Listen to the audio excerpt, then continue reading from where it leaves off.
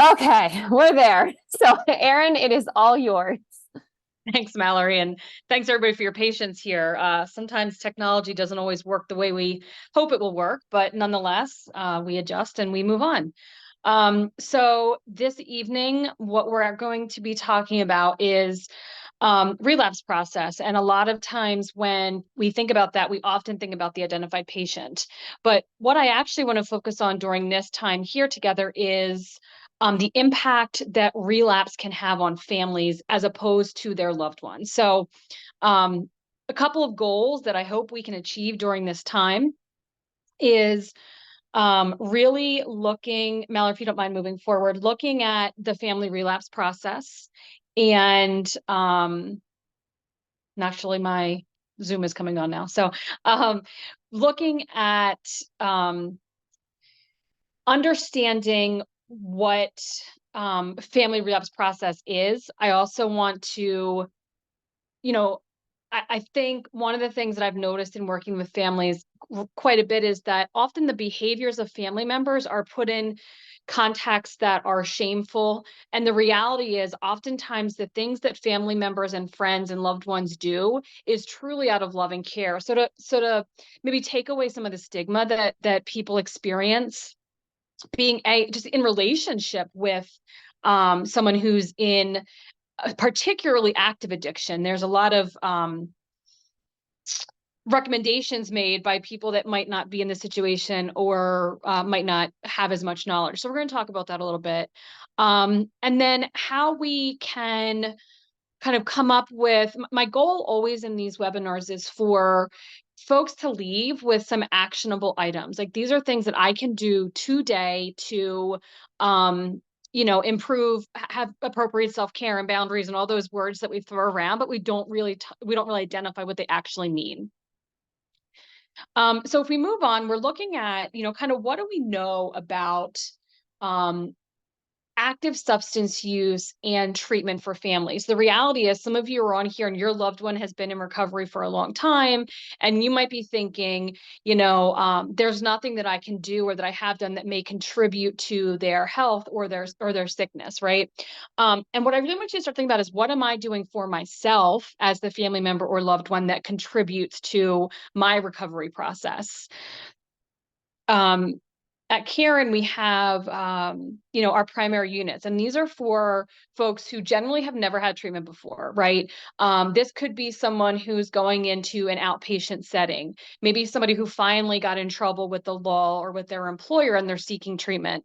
So oftentimes the first time around, family members have this sense of hope. Um, and they have this sense that things are going to improve and relationships are going to get better and quote unquote this is going to work. On the other side of the spectrum, there are some of you on this phone call who your loved one may have been in and out of treatment several times and you're exhausted, right? Oftentimes I'll say to patients is that, when you relapse, your family is right on that roller coaster with you. And sometimes it's worse for the families because some of you don't even know it's happening. You might not know that your loved one is going back out with old friends or that they're, have gotten a medical marijuana card or that they're doing other things that will be placing them in danger. So really the roller coaster happens for the identified person, but it can often be more difficult for the family members. So I just say that to keep in mind that I also am a firm believer, though, that we kind of never give up before the miracle happens. So we've had folks who have been in and out of treatment multiple times, and for whatever reason, they're in a place where it clicks for them, and that can also be scary for families. We also know that family discord is likely after treatment. You might have a break where your loved one is going to IOP 3 times a day or 3 times a week, I'm sorry, and they're making some improvements. But then all of a sudden, we might be put in a position where our loved one is now saying, can I have the car tonight? Or I'm going to sleep over at my friend's house, or I'm going to go bowling, or whatever it might be. And as a family member, we get uncomfortable with that, right? And we resort to old behaviors and old ways of responding. So I just always like to say that after treatment, there can be kind of more challenges in family systems. And not to scare anybody, but that's the reality. Um, The other thing that is kind of the other side of this, though, is that human beings, if we go back, thousands of years, we are wired for connection and attachment, right? That is how we survived when it was when there was more danger around us from predators and things like that. We survived through being close with people and having a meaningful connection. And when that happens, what we actually see is that people are happier, they're more resilient, they live longer. And even if you're in relationship with somebody who is unwell, that desire doesn't go away. In a minute here, I'm going to talk about some of the kind of reactions that we see from family members. And what I want to start off by saying is everything that a loved one does for their identified person is done from a place of loving care and concern. It comes from this place, this biological need that we have for attachment and meaningful connection. Just because somebody is an active addiction, just because somebody is sick, that desire doesn't change. We might not like the behavior that the loved one is engaging in or the primary person is engaging in, but our desire for that connection doesn't go away. In fact, again, for those of you that has been on this road for a while, that desire for connection and attachment can actually increase. When I speak with patients, one of the comparisons I like to say is if you think of a family system like an egg carton, and there are 6 eggs in a carton, right? And one of those eggs goes to outpatient, they go to a psych hospital, they go to a treatment center, they go to therapy. And nothing else in that egg carton changes, right? So if I'm the family and I'm like, well, thank gosh, Tommy's out of this house and he's going to get his drug addiction addressed and it's his problem and not mine. Tommy is going to have no choice but to go back to the position from which he came in the egg carton or finds a new egg carton, right? Our job as family members is also we have to be able to shift the way that we interact with our loved ones as well. So I always just like to kind of lay the framework from that if recovery were as simple as a loved one going away, then we wouldn't have things like family programs. We wouldn't have family involvement. We wouldn't have family therapists. But really, the truth is that whether or not our loved one chooses to stay well, we can still make changes to support our own well-being. There are some common reactions that we see from family members. Mallory, if you don't mind moving to the next slide. So I'm sure that these are going to look familiar to some of you. So confronting, we see, just straight up, sometimes anger comes out, right? It look like confronting. It can look like investigating and interrogating. I'm sure that, many folks have done that where you're looking at their cell phone. Some people might put tracers on people's cars. We think that by trying to control our loved one, we're going to change their behavior. And sometimes we just avoid them, right? Like we know that I'm not going to call my dad after 8 because I know he's going to be drinking, right? So we just avoid them altogether.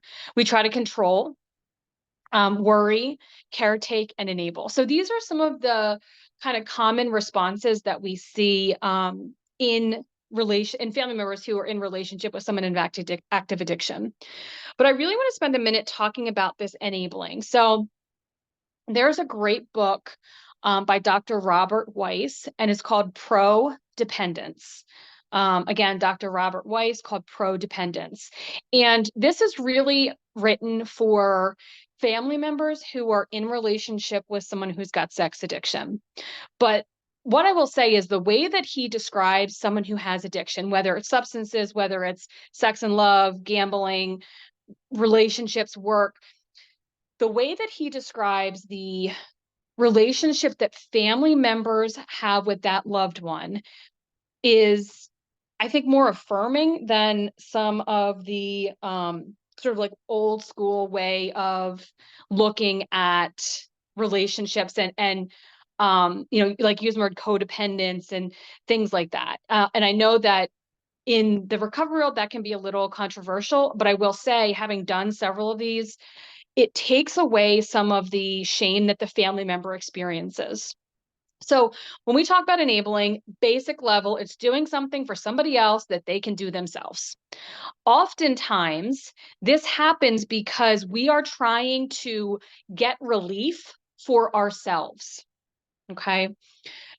These behaviors are done out of love, and it's a natural response to an abnormal situation. So the example that I like to use is, um, and please bear with me. I've done this talk before, and people often get frustrated or bothered because I'm going to use simple examples. And at the end, I'm going to tell you why I'm going to use simple examples. And just like we say in lots of the 12-step programs, take what you like and leave the rest. But a prime example of enabling would be, my partner isn't up in time to go to work. So I call his boss and I say, hey, so and so was up with vomiting, they have a fever, they're going to be running late to work today. I have done something for him that he could do for himself. I've done it to relieve tension. I've done it from a place of care and concern, and I've also done it, it's like a normal response, right? But what happens then is my partner doesn't realize that he has consequences for his behavior. One of the things that I will often say to family members is if your addict has one person who is going to remove consequences, they may not have to stop using, right? And here's my other sort of, with the patients, I call them soapbox moments, but here's one of them, is it's really what I am willing to tolerate and what somebody else is willing to tolerate is two very different things, right? So you may have someone in your life, you have a child who's using, and you may have someone in your life that says you need to cut them out, tough love, they have to hit bottom. But the reality is for some of you, based on what your loved one is using, hitting bottom is going to be death. For some of you, you've already revived your loved one with Narcan more than once. So you have to decide for yourself what an appropriate bottom line is, right?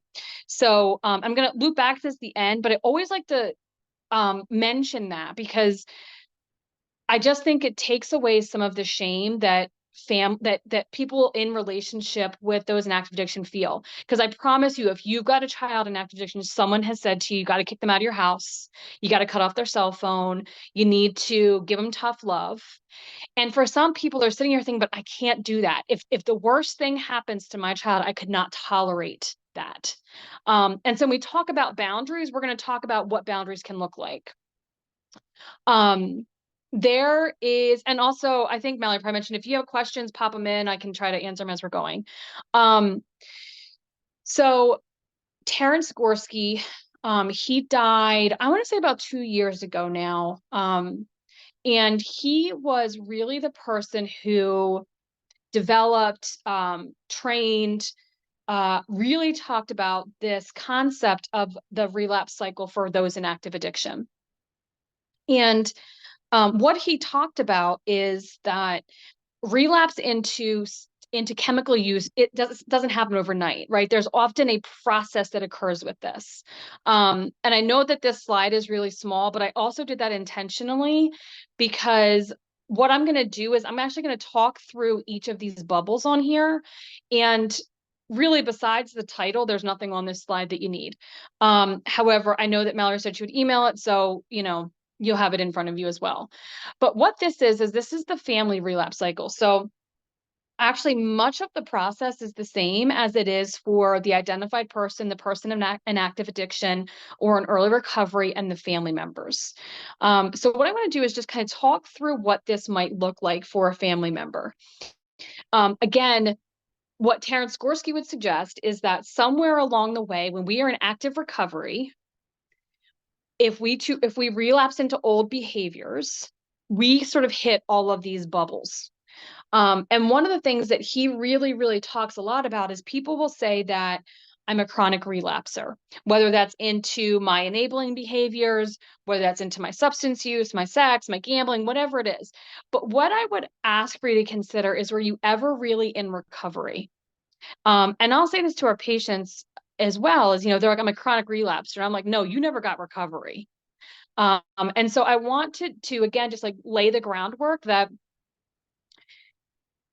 recovery for family members is difficult as well. But I'm going to talk about some ways to get there and like what recovery can look like. So the first thing that happens on here is this commitment to stabilize. I'm also going to try to draw some comparisons between the person of an active addiction and what happens for family members, because there are some things that are similar. So I commit to stabilize. So a commitment for stabilization from family might look like, I have finally come to a point where my boundary is, you need to get residential treatment or you cannot be in my life. I need peace in my life. And in order for me to have that, I need to know that you are safe. And in order for me to know you're safe, I need you in a residential program, right? So the commitment to stabilize is not necessarily about your loved one, but it's about, I am committed to practicing self-care. I'm committed to utilizing some sort of recovery program. I am committed to daily reading, daily exercise, whatever your daily program is going to look like that is going to keep you sane, for lack of better words. So of course we all know there's Al-Anon, there's Nar-Anon, there's all these programs. Um, and for a lot of people, they're very effective, very helpful, and people find camaraderie, they find support, they find understanding. One of the people I think that may struggle a little bit is if you're a child and your parent is the addict, and I'm not talking like under 18, I'm talking a little older. That I have heard feedback that it's been difficult to kind of relate in some of those meetings. So what I would suggest though is, whatever your recovery support system is going to look like, you're using it, whether that's your yoga, whether that's your, screenshot of your working out that you're sending to your friend every day as an accountability measure. The other thing I will say about, support systems and recovery programs and like utilizing those things is, you want to make sure that you're going to have people in your social support system who are going to hold you accountable and who are going to be able to challenge some of your unhealthy thinking and are going to be able to give you the type of support you need. I share this in almost every webinar, and it just is something that I think is really helpful. When we look at that utilization of recovery program, especially for family members, you're going to have to be the one to kind of take the lead with what you need. So, my mother has gone to Al-Anon for like 30 years, and she's got really great boundaries and she's very supportive. But when I go to her with a problem, a question, a concern, she asks me three questions. And if you heard me speak, you've heard me say them. Her three questions. Do you want me just to listen? Do you want me to problem solve? Or do you want me to, I always say, co-sign your bullshit? Do you want me to jump on board with whatever crazy thinking you're having? So do you want me to listen? Do you want me to problem solve? Or do you want me to jump on with your crazy thinking? And the reason that's important is because I might go to my support system and I just want to vent. But my support system, remember, wants attachment and meaningful connection and loving, care, and concern. And so they're going to start problem solving for me. Or I might go to them and I'm like, look, I need problem solving mode. I'm stuck in the problem. Help me to solve it. And they're just listening. And I'm like, come on, give me some feedback here, right? So our job is to be able to ask for what we need from our support system as well. So at this point, we've made a commitment to stabilize. We have made a commitment to stabilize. We have begun to use whatever sort of recovery program we think is going to be helpful. And then what can happen after a period of time, especially as your loved one gets well and stays in recovery, is you thought this thought of I'm cured begins to creep in. And I'm cured doesn't mean, we've never had any problems in our family. I've never done things for the people they could do for themselves. My resentments are gone. That's not what I'm cured means, right? What I am cured means is I don't need this recovery program anymore. It could mean my loved one has been sober for a year. And so, like, thank God we dodged that one. I'm out of here, right? It's not always a conscious thought that we have. It's often more subtle. It's often like creeps in. And what happens is when we start to have that thought process, this growth stops, right? Spiritual, mental, emotional, relational growth ends. And it's often at the same time we've stopped using a support system. We look really good from the outside, right? Like we're looking like things are going well. I've let go of my need for control. Often, again, my loved one is doing pretty well, things like that, right? So we start to stop growing. Some of the practices that we put in place early on, we stop doing because we're feeling better. What happens after that is I return to my old thinking. And for family members, return to old thinking can mean a ton of things, right? It can mean we start to get suspicious. For some people, return to old thinking might sound like, my partner goes into IOP, they commit to sobriety, they're working an AA program. And as their partner, I say, I'm not going to drink either, right? I'm going to come alongside them. I'm not going to drink. Role thinking might be like, well, it is their problem. Like they still have to go to the meetings, but I don't have to do it anymore. We've done therapy for 6 months. Can't we be done with this yet? So old thinking, the way I like to look at old thinking is if it's reminiscent of how you thought when you were in your own active addiction, if you will, or thinking that feels familiar from when your loved one was in active addiction, that's a red flag, right? So the other thing for old thinking can be things like being judgmental, being gossipy, blaming. These are all things that can really sound like old thinking. And again, that's why having that support system in place, I can say, hey, Erin, I've noticed that you've really been, making some statements that, you sound really angry, right? So we return these old thinking patterns. After this, we begin to have stress. And this stress can be an interesting thing, right? So your old thinking might sound like, I can't tell my kid one more thing about how overwhelmed I am. They can't handle it. I'm going to make them drink or drug, right? These are old thinking patterns that we have. So stress can happen then. And if my thought is they can't handle anything more on their plate, or if I tell them that I want to leave my job, it's going to make them relapse. I start to have stress problems. And if I don't have a support system in place, that stress is going to lead to a return to old behaviors. And old behaviors is something that with family members, I've really had to take a look at. Like with the person in active, the identified addict, it's easy to see what old behaviors are, right? I go back to the grocery store I once avoided because it's convenient. I'm going to start talking to my old friends, right? But for family members, old behavior can look like I'm just going to check in their cell phone and just see if they're texting their dealer. Old behavior can look like I'm just going to sleep all day today. Old behavior can look like not taking care of my needs, right? So a lot of times for women, it can be like, I'm not going to shower. I'm not going to do my makeup. I'm not going to get dressed. I'm going to be angry and resentful. Like these are old behaviors that we have that often happened when our loved one was in active addiction or when we weren't taking care of ourselves. Because the reality is you can be in recovery and still have a family member who's still using or who's still in active addiction. So I have a return to old behaviors. And then I start isolating. And the reality is the isolation isn't necessarily like I'm pulling away from people, but it can also be like I'm not talking about how I'm feeling. I'm not setting boundaries. Actually, old behaviors, that's a great one, not setting boundaries. I begin to not be near each other, near other people. Or if I am with people, I let them talk about things and do things that I'm not comfortable with.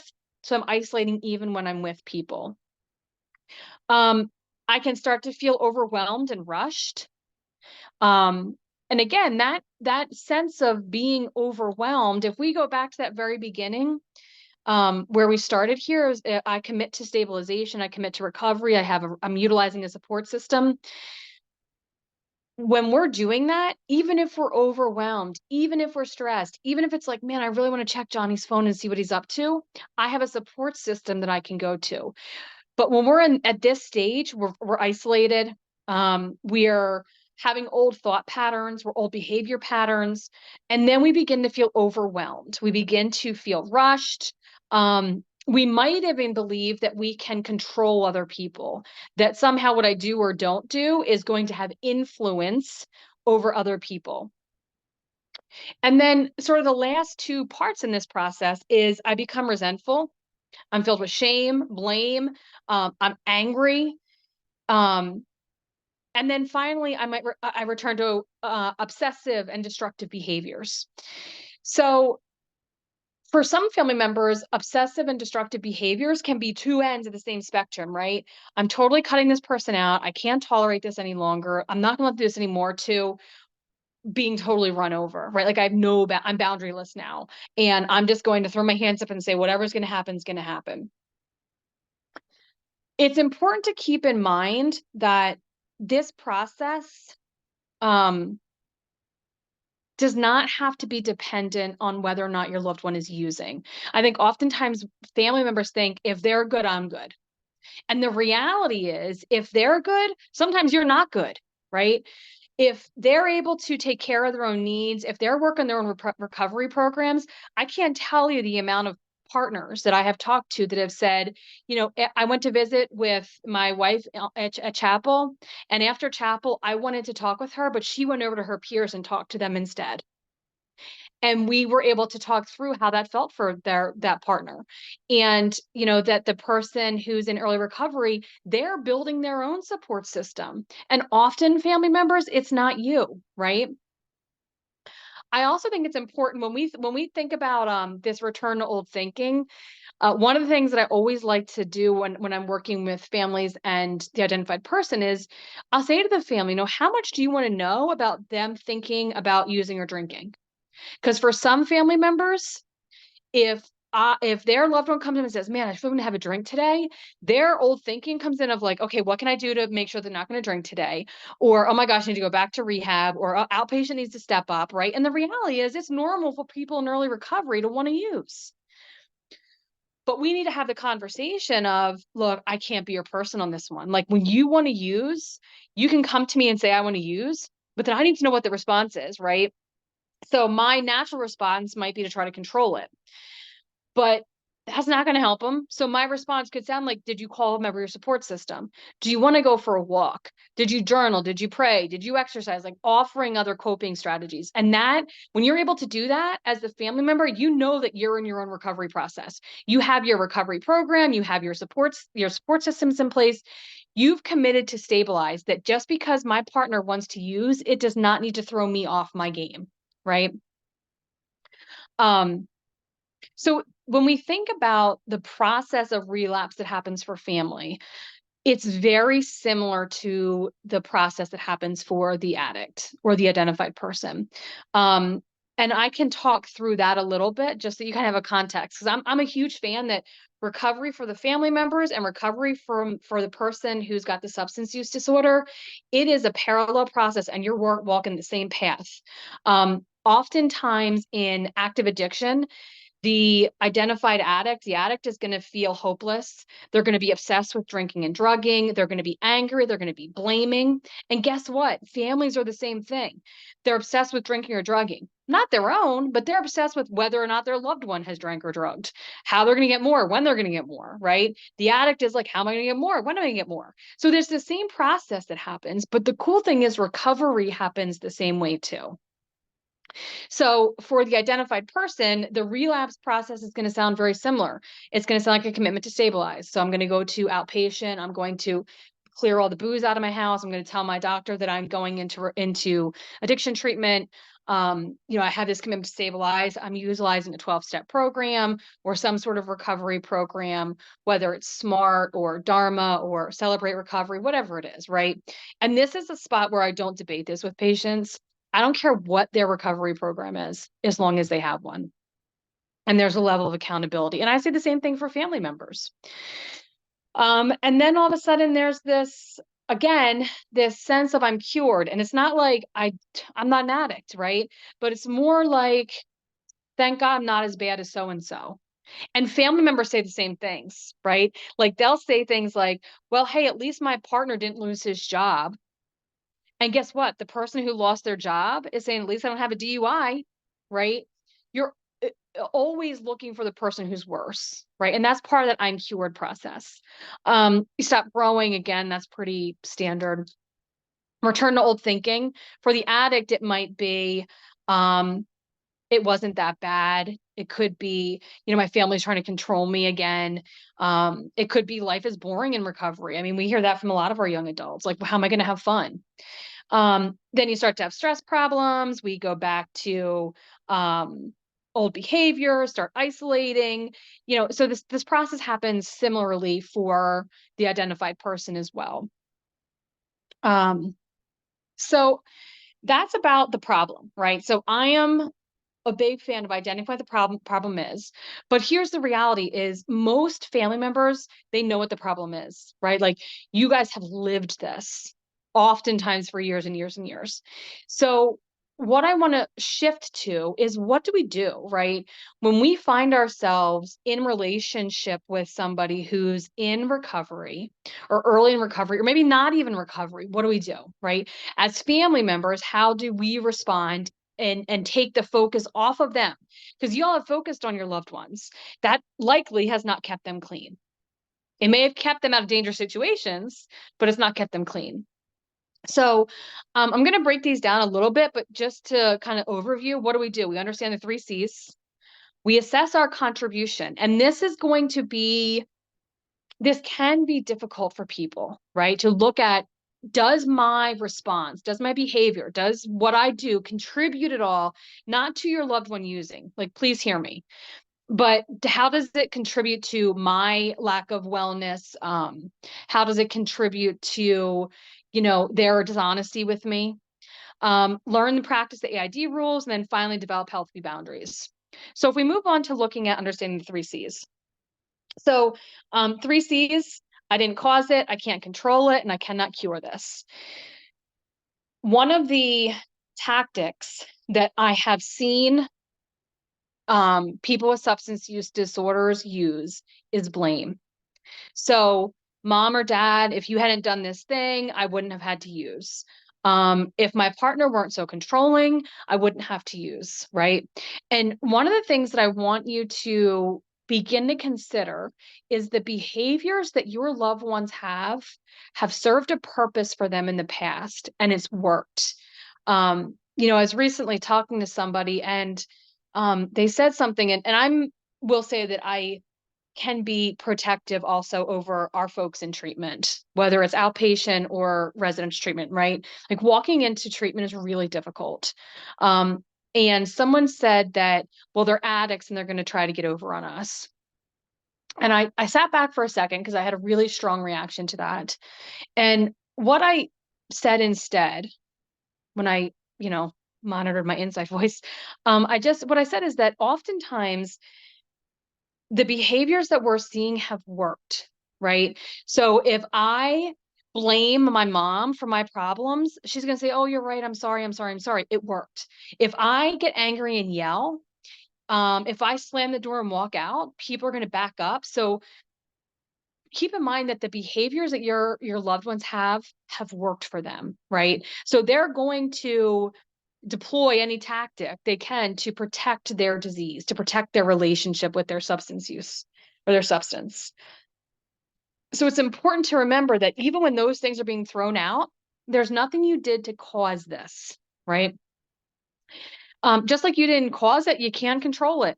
I'm sure that if I asked you to list 10 ways in this chat right now you've tried to control your loved one, you'd be able to do it. And I would guess 80% of them weren't effective. And if they were, it was not long-term, right? Step 1, we are powerless, right? It's powerless for the addict and it's powerless for the family. There's nothing you can do or not do to make your loved one use or not use. And finally, you can't cure it. You can't love it away. You can't, try to plea. I mean, I can't tell you the amount of family sessions I've been on where a family is just pleading, and I'm just like, we're done. Like, you have so you need to say, and it's time to go on.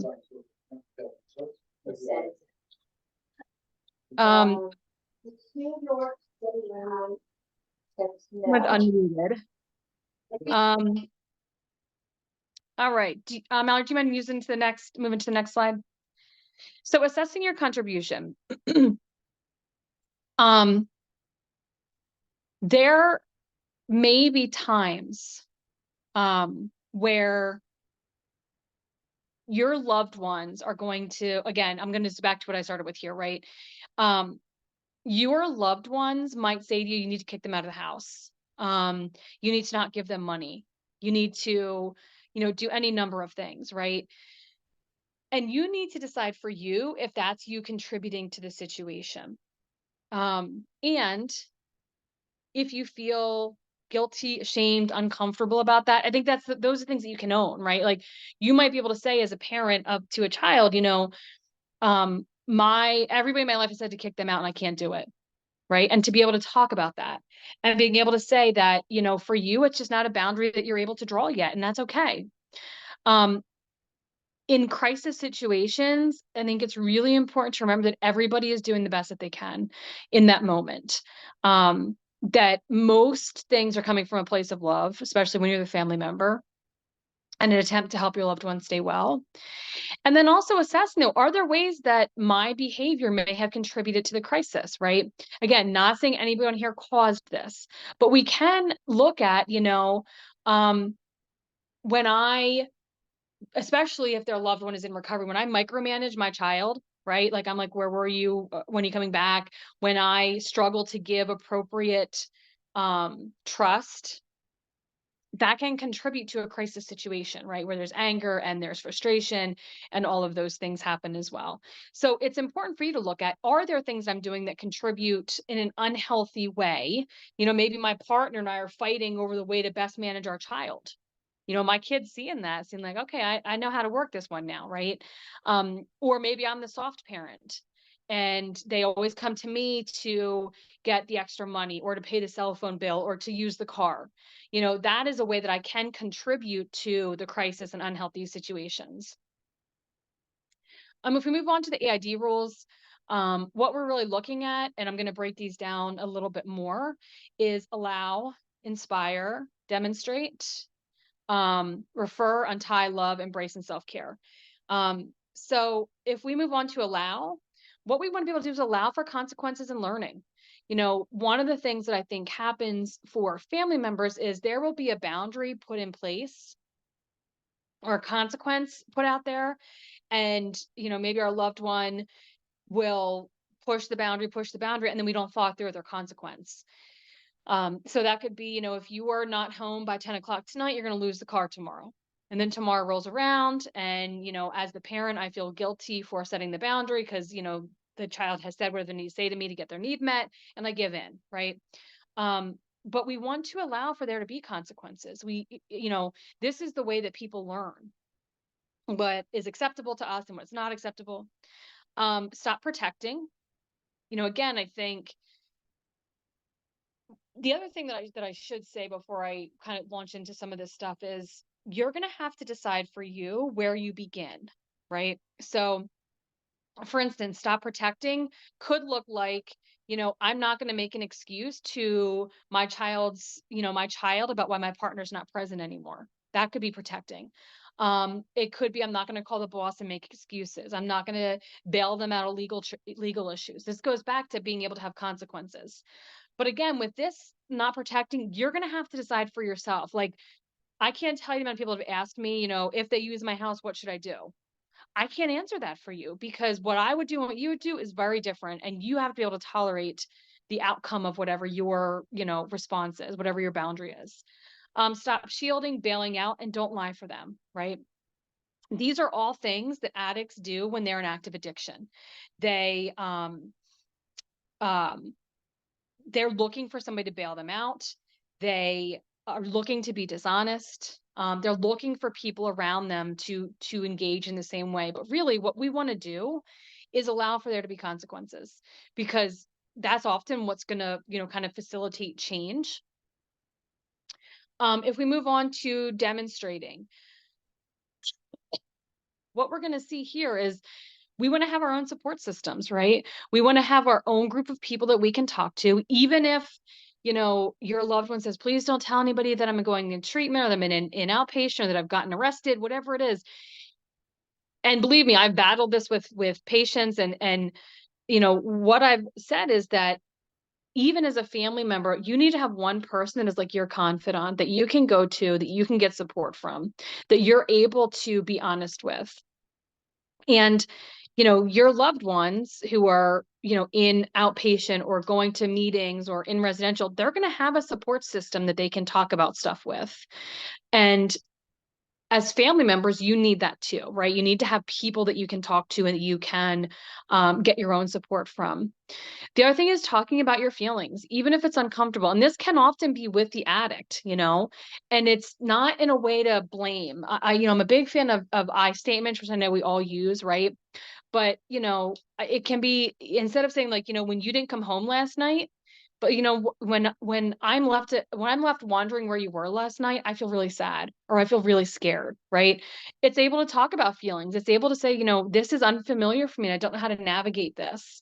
I'm uncomfortable with boundaries and like following through with consequences. And I know that in order for me to get well and you to get well, that's what we need to do, right? You're talking about your feelings, having your own healthy coping strategies, and of course getting your own support system. I can't kind of say that one enough, like really having your own support system. If we move on to inspiring, sending the message that people are capable, encouraging, being present and sharing in their pain, not trying to remove the pain, being compassionate and being positive. And again, I'm going to give an example that seems really silly and that I know people have gotten frustrated with in the past, but the reality is some people who have been in relationships with people in active addiction, they've never done these things before, right? They've never had boundaries. They've never had consequences. They don't know what it's like to talk about their feelings. They don't know what it's like to send a message to their loved one that you're capable of doing this, or that encouraging them or kind of boosting them up, because sometimes it's out of anger and frustration and fear. Other times we just don't know how to do it. So one of the things that some of you will know the name Mike Otay. We had this family therapist here for a long time. And when I first kind of started in working with teens, when I first began at Caron about 20 years ago, he gave me this example, and until I had my own child, I didn't get it. But he would say to the families, of 15-year-olds, when, Susie's throat hurts, let her call the doctor. And I remember like being there as, a young person, like, oh my gosh, what are they going to do? And he used this example and he said, when Susie calls the doctor, what are they going to ask? They're going to ask her name and her birth date. Susie knows that information. They're going to ask symptoms. Susie knows that information. They're going to ask for an appointment time. Susie might look at mom and say, will 3 o'clock today work? But Susie can make the appointment. Um, and this is something that I've done with my kids now. Like we walk into the doctor's office and I'd be like, all right, mom, what's the birth date? And I'll look at my kids. Any allergies, mom? And I'll look at my kids. We begin to help people, even if they're in addiction or in early recovery, that there are strengths that they bring to the table, right? So we start to inspire them to be more positive and really encourage them. If we move on to untying, we are focusing on our own emotional well-being, right? My well-being is not dependent on how my loved one is doing. It might feel like it is, right? Because we were so accustomed to that. But as we start to individuate, for lack of a better word, we begin to focus on our own emotional well-being. We begin to gain our own independence, and we focus on our values and beliefs. Because really, by us focusing on ourselves, on our own values and beliefs, and sort of what's important to us, that's how we start setting boundaries. That's how we start to identify what our kind of non-negotiables are, right? But we really need to take the opportunity to get to know ourselves as family members outside of our loved ones before we can even start to do that. And then really, moving into this place of love, we can still love people who are unwell. We can still love people without trying to take away their consequences or fix them. And we can also have love for ourselves, right? And compassion and care for ourselves to ask for what we need as well. And really, to me, that's where it begins, is having enough self-love, self-respect, self-compassion to know that none of us is doing this perfectly. We're all likely doing the best we can. And in order for us to kind of fully show up for other people, we have to be taking care of ourselves. We have to have a level of self care, which leads into the kind of final step in this, which is self care. And this can be really challenging for people who are in relationships with people who are unwell, right? Whether it's mental health or substance use. And I'm actually going to start with kind of the third bullet point on this slide, which is it's okay to start small. Um, I have seen people and family members get stuck when they try to go for like the big boundary, right? Or not quite knowing what self-care looks like. So I always say, like, start small, and it can be as simple as, one of the things that is really important to me is that I get enough rest. And so I will lock the door at 10 p.m. at night. If you are not in the door by 10 p.m., you'll need to find somewhere else to go, right? Um, or it could be, if you don't answer my text messages, because for me, it's important to know that you're safe. If you don't answer my text messages, I'm going to turn your phone off, right? Those are some like ways to kind of start small, or I'm not going to give you additional money, right? Like all the things that you can do to begin to start small. Because you're going to have to practice it. And remember when I started this out and said that oftentimes early recovery, there's discord in the families. This is part of it, right? Because you're going to start to set boundaries. The other thing I want to say on this one here is healthy boundaries. You can also set them with other people too.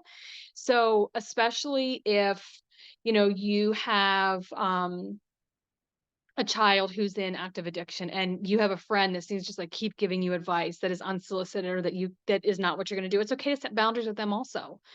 It's okay to set boundaries with kids of, you know what, dad and I aren't going to make a decision unless we're both present, right?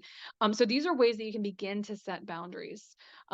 If your loved one's in treatment and you get too anxious if they call too late at night, it's okay to say, I need time to unwind at night, so I need to speak before 8 p.m., right? These are some ways you can start to set boundaries. The other thing that I really want to talk about here with the family components is self-care.